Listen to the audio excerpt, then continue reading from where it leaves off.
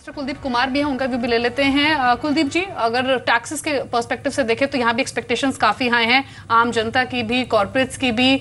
मांग तो ये भी है कि सेविंग्स पर भी टैक्स छूट मिले, एजुकेशन हेल्थ स्पेस पर भी मिले। लेकिन क्या फीजिबल आपको लगता है कि टैक्सेस के पर्सपेक्टिव से हाँ ये दो अनाउंसमेंट्स तो शायद होंगी? देखिए, ये बहुत अच्छी विश लिस्ट है और हर बार जब बजट आता है तो इस प्रकार की उम्मीदें होती हैं। लेकिन अगर आपने जैसे इकोनॉमिक सर्वे में भी हमने ये देखा कि इस समय काफ़ी इकॉनमी में अनसर्टेनिटी है, और उसके देखते हुए और उसके बाद आपका वन रैंक वन पेंशन या आपके 7th पे कमीशन की जो चीज़ें हैं, उनको देखते हुए फाइनेंस मिनिस्टर के हाथ काफ़ी बंधे हुए हैं। तो मेरे को नहीं लगता कि पर्सनल टैक्स पे कोई वो ज़्यादा ऐसा कोई खास फेरबदल होगा। हाँ, कुछ एक जैसे कि जो बेसिक एग्जम्पशन लिमिट है उसमें आप 10-15 हज़ार का कुछ इजाफा कर दिया जाए, या कुछ एक ऐसे वाले चेंजेस कर सकते हैं। लेकिन मेरे विचार में कुछ एक चीज़ें जो अगर की जाए तो बड़ी अच्छी हो सकती हैं, जैसे कि मेक इन इंडिया का जो विजन है या स्टार्टअप को जो प्रमोट कर रहे हैं, जो स्टॉक ऑप्शन की जो टैक्सेशन है, जैसे उसमें जो 2005-6 तक का जो रजीम था कि जो स्टॉक ऑप्शन एम्प्लॉय को देते हैं उनकी one time taxation at the time of sale of share, अगर ऐसे वाले कुछ प्रावधानों को चेंज किया जाए तो मेरे ख्याल से उससे काफ़ी कुछ अचीव किया जा सकता है। अदरवाइज मेरे को नहीं लगता कि कोई इसमें कोई खास कोई बदलाव आने वाला है। और अगर आप देखें आपके जो टैक्स देने वाले कितने लोग हैं, असल में आपके 83,000 लोग हैं जो कि 1 करोड़ से ज़्यादा की रिटर्न फाइल करते हैं, और इनका परसेंटेज जो है 0.32% है टोटल टैक्स पेयर का, और वो आपका 63% टैक्स पे कर रहे हैं। और आपसे 5 लाख से कम इनकम वाले जो हैं वो 76% टैक्स पेयर हैं, वो आपको 13% टैक्स दे रहे हैं। तो हमें उन लोगों से रिटर्न फाइल करवाने की आवश्यकता भी क्या है? अब हमारे पास इतना कंप्यूटराइजेशन हो गया है, तो जो सरकार को जरूरत है कि वो कंप्लायंस के ऊपर फोकस करे। वैसे इस दिशा में उन्होंने काफ़ी कदम लिए भी हैं। अगर आपने देखा होगा 1 जनवरी 2016 से पैन की रिपोर्ट करने की जो रिक्वायरमेंट मैंडेटरी कर दिया, और अब जो आगे हम देखेंगे कि जो सरकार का सर्वेलियंस है, जो उनका जो कंसंट्रेशन है, वो ट्रांजेक्शनल बेस वो लोगों को मॉनिटर करके कौन लोग टैक्स पे नहीं कर रहे हैं, और मेरे ख्याल से इसी के ऊपर ज़्यादा ध्यान देने की जरूरत है। और उसके बाद फिर आपके जो रिच फार्मर हैं, आप उसको कब तक बचेंगे, हम उनको टैक्स नहीं लगाएंगे।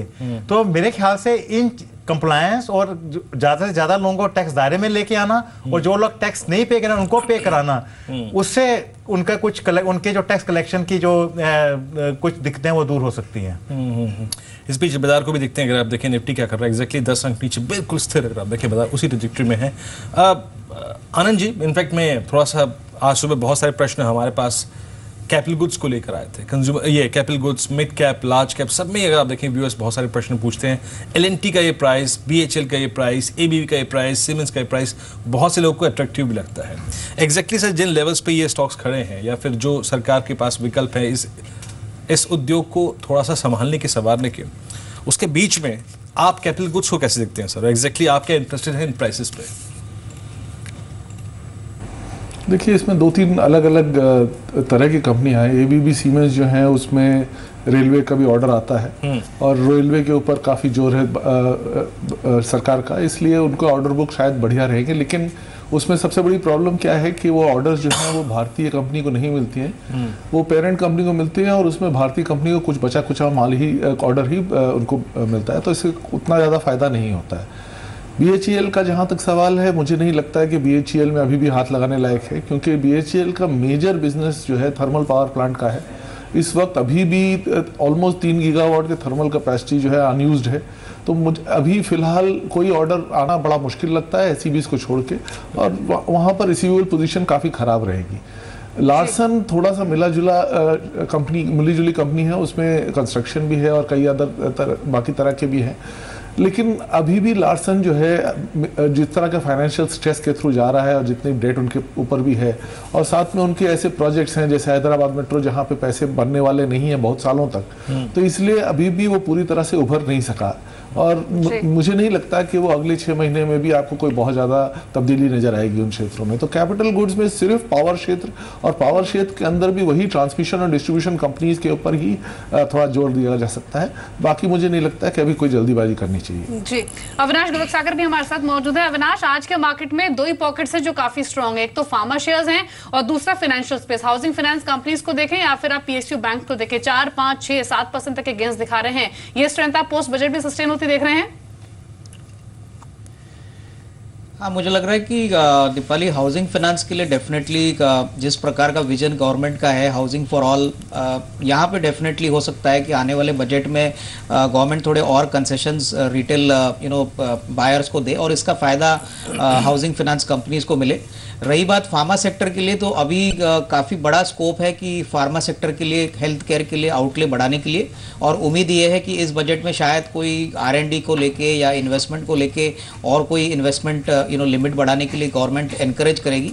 तो मुझे लग रहा है कि फार्मा और हाउसिंग फाइनेंस, ये जो दो सेक्टर है, ये डेफिनेटली मास अपील वाले हैं और यहाँ पे डेफिनेटली इन्वेस्टर्स होप कर रहे हैं कि कुछ ना कुछ अच्छी खबर फाइनेंस मिनिस्टर अनाउंस करें। जी अब सिर्फ अगर आप देखें 5 से 7 मिनट का समय बाकी है बजट स्पीच शुरू होने में। इनफैक्ट हमारे साथ इस बीच हमारे साथ सुनील कनौरिया जी भी हैं बात करने के लिए। मिस्टर कनौरिया, नमस्कार, कार्यक्रम में स्वागत है। बड़ा इवेंट है कॉर्पोरेट इंडिया के लिए सर, और इनफैक्ट डिस्कशन पॉइंट अभी कुछ देर पहले मिस्टर आनंद टंडन हमारे साथ थे, हम बात कर रहे थे कि whether we should focus on fiscal deficit numbers for FY17 or not, उससे डाइवर्ट होना, उससे थोड़ा सा डाइवर्ट होके एग्जैक्टली स्कोप रखना अच्छे खासे इन्वेस्टमेंट्स का, पब्लिक इन्वेस्टमेंट्स को अगर आप देखें मजबूत रखना, डिमांड अच्छी क्रिएट करना, ग्रोथ पे फोकस करना ज़्यादा अच्छा रहेगा। शायद इस बजट में बताया कि 3.5 के आंकड़े पे फोकस करना। आप किस लॉबी से बिलोंग करते हैं सर?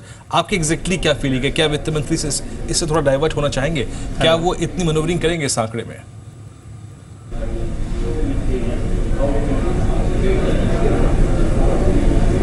या कट गई है, कोई आवाज नहीं। और मिस्टर कनौरिया से हमारा संपर्क टूट गया, उनसे एक बार फिर से बात करने की कोशिश करेंगे। इस बीच अगर आप दीपाली जी, कुछ और मेहमान भी हमारे साथ मौजूद हैं। राजीव सिंह जी भी हमारे साथ है KPMG से। राजीव जी, अलग अलग विश लिस्ट है, जितने भी एक्सपर्ट्स अब तक हमारी बातचीत हुई है, लेकिन दो कौन से वो मुद्दे हो सकते हैं जो आप मानते हैं कि एड्रेस होंगे इस बजट में, और दो ऐसी चीजें जो कि सेंटिमेंट्स को बूस्ट करने में सबसे ज्यादा मदद करेंगी? अगर आप देखें पिछले बजट में फाइनेंस मिनिस्टर ने अनाउंस किया था कि कॉर्पोरेट टैक्स रेट को वो धीरे धीरे कम कर देंगे। अभी हम इस वक्त 30% रेट है हमारा, और वो सरचार्ज और सेस लगकर करीब 34% पहुंच जाता है। मेरे ख्याल से इस बजट में उस डायरेक्शन की तरफ मैं उम्मीद करता हूं कि कहीं ना कहीं एक स्टेप लिया जाएगा कि कॉर्पोरेट टैक्स रेट को थोड़ा नीचे लाएंगे। पर उसके साथ साथ उन्होंने एक और अनाउंसमेंट करी थी कि जो एग्जेम्पशंस और इंसेंटिव्स है वो भी धीरे धीरे फेज आउट किए जाएंगे। तो मेरी उम्मीद यह है कि उन इंसेंटिव्स और एग्जेम्पशंस को फेज आउट किया जाना चाहिए जो प्रॉफिट लिंक्ड होते हैं। लेकिन अगर मेक इन इंडिया और स्टार्टअप इंडिया को बढ़ावा देना है तो इन्वेस्टमेंट रिलेटेड इंसेंटिव्स को हमें फिर भी रखना पड़ेगा, और मेरे ख्याल से और इंट्रोड्यूस करना चाहिए ताकि ज़्यादा से ज़्यादा इन्वेस्टमेंट इकोनॉमी के अंदर आ सके। और मुझे ऐसा लगता है कि अगर GST की तरफ स्टेप लेना है तो कहीं ना कहीं मुझे एक फीलिंग है ये शायद कि सर्विस टैक्स रेट भी ऊपर जा सकता है इस बजट में। जो मौजूदा रेट इस वक्त 14% है वो शायद बढ़कर 16% जा सकता है।